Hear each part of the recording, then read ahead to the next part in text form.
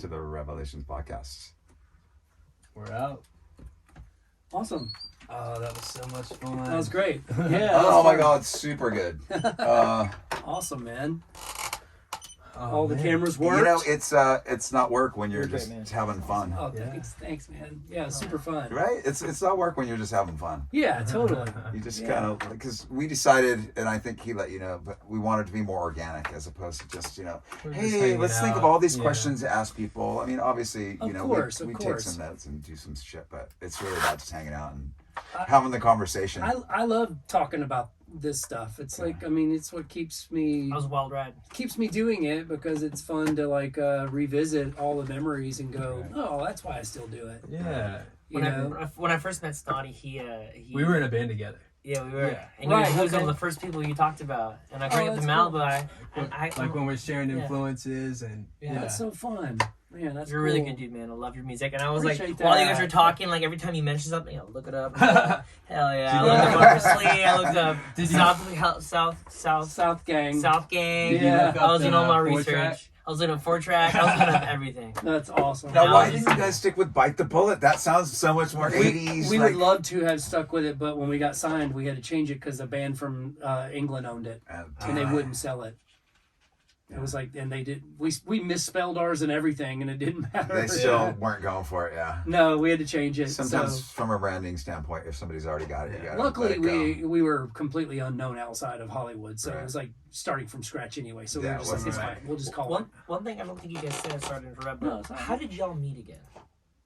Malibu. I think we met. Didn't we meet Tommy briefly Lee? first at Pulse years ago? Pulse, When you were, because you were doing, because it was a drum court, street drum court thing. yeah. I swear I met you or one of your bandmates at the With time the street drum corps. over at Pulse Studios in Los Feliz when You're I was right. over there It's a great working. studio. And I just remember being like talking, but it was vague and quick, Yeah. so I can't remember exactly. But I do remember specifically the Malibu run-in, which was right outside of Duck Dive. Yeah. And you were like it was like we were outside of Demores. Yep. You were actually delivering for Demores. I used to work He at that. was. Was my first job when I moved to LA. And that's what it was. And That's you a whole came other up to me podcast, his and I was like, oh my experiences. God, I met this sweet guy today. I went home And to his Nora. I was hero. like he knew who I was. It was really weird because in Malibu, we moved out there because it was awesome because you could just like, there was nobody cared and nobody and you know, you didn't have to talk shop or anything. Yeah. Like, everybody was surfers and and whatever. So it was the like best. I met a guy who knew who I was out here today. It was kind of cool. I didn't even know what Malibu was. Yeah. Like I moved, like I knew the Sunset Strip. I knew all that stuff. And then one of my bandmates, his father-in-law owned Demores. And he was like, I'm like, dude, I've been here for like a couple of weeks. I've applied to Starbucks and everywhere else. And he's like, dude, why don't you just drive out to Malibu? And I was making good money at the time. Like, I was you can get making, some like, good tips in Malibu. Oh my God. Yeah, I was captive making people market, with money. right? Where else is he going to go making except like Demores? $1,000 a week, if you can believe it. Right out of the gate. Amazing. The gate. It's probably more than I was making Exactly. Right? at that time. But the funny thing is, I remember that I won some kind of contest for the Out of Focus premiere, Oh, cool. and I hadn't listened to you in a while. So that day, I like put my little Butch Walker playlist on. I'm like cruising around Malibu, like and I'm on my way home. I realize, oh fuck, I forgot my phone charger at Demores. So like I swing back around, I pull into the parking lot, just cranking, I don't know, I think it was Pretty Melody or something. That's awesome. And then I see this like old pickup truck roll up next to me. Oh yeah, that was my '52 Ford. Yeah. And I just left the car running, was running in real quick, and got the charger, and then I come back, I see you get out, and I was like, oh shit, and I think it was the night before the premiere. And so I was just like, oh dude, hey, I'm actually going to the premiere tomorrow for Out of Focus. That's like so I'm taking cool. my mom. She's Yeah. my date, Oh, that's awesome. because she was in town at the time, Yeah, I remember And so that. that was like, I think like one of the first conversations we had. Yeah. Yeah, you've always been a good friend. and, Oh man, same. yeah, Paris fell in love with you immediately. She's been awesome, and that was a great connection too. Just Yeah. because it's been fun to work with her too. So Yeah, yeah, she's great. she is. Yeah, she's great. Oh, I meant to tell you. And how's your girl, by the way? Senna? I love her. She's great, dude.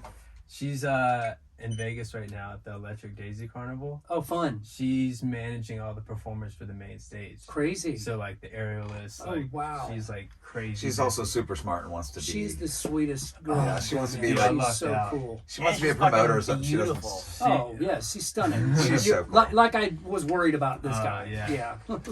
It was so She funny told because me- go ahead. She told me after seeing you, she said, you know what? As soon as the Hotel Cafe performance was over, she was like, you know, I never understood the electric guitar until right now. I was like, How oh, good that's of a the best compliment is compliment. that? Yeah. That's kind of cool to hear. That's Yeah. awesome. You fucking crushed that show. Oh, Video, I man. showed him a video. Oh, from that it. was I fun. wish I knew. It was so fun to get to like. I didn't even know that you were one of the first performers when they when Hotel Cafe or Hotel Cafe, right? Yeah. Hollywood Hotel Cafe. No. Yeah. But- Hotel Cafe.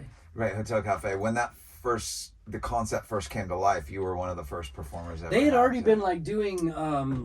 They had become a pretty like big singer songwriter little scene Community. Yeah, community for sure, community, and they were doing Hotel Cafe tours, and so I was like and this was when I'd done the Letters record, Okay. so which was Best Thing You Never Had and all that was Yeah. you said the first song you heard, and it was a very singer-songwriter record, and I wanted to embrace that world. I wanted to be in that world and be taken seriously as a songwriter. Yeah. And so they were really sweet and gave me they let me come in and play shows all the time, and then Test new they stuff asked me out. to do their Hotel Cafe tour, Yeah. which I did with Imogen Heap and Oh, cool. Carrie way. Brothers and a bunch of others. Katy Perry actually got a lot of traction there. She did. That's early where I in met her. career. I love Oh, playing there. That's where I met her A when friend I of ours, ended up Marcus working with her. Molinari, is She was hanging out there. best She friend. came to my She was shows there all there. the time. Yeah. She came to